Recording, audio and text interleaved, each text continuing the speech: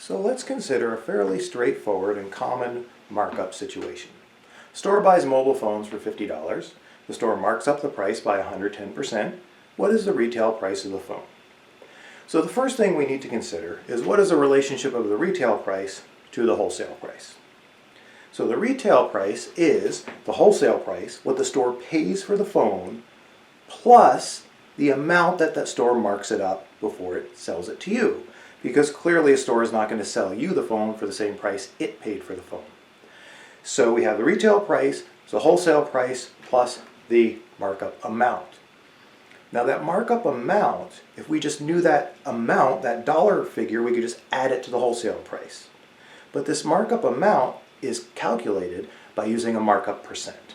The markup percent is the percent of the wholesale price that is added to the wholesale price to then give us the retail price. In our situation here, that markup percent of 110% means we will take 110% of that wholesale cost, add it to the wholesale cost, and that gives us the retail price. So the wholesale price of $50 plus 110% of that wholesale price, 110% of the wholesale price would be 1.1 times 50. So we're going to have $50 plus 1.1 times 50. Quick little mental calculation, 1.1 times 50 would be 55. Yes, 55. 50 plus 55 is $105, and that is the retail price. This is one method to find out retail prices from markup percents. There's a second method.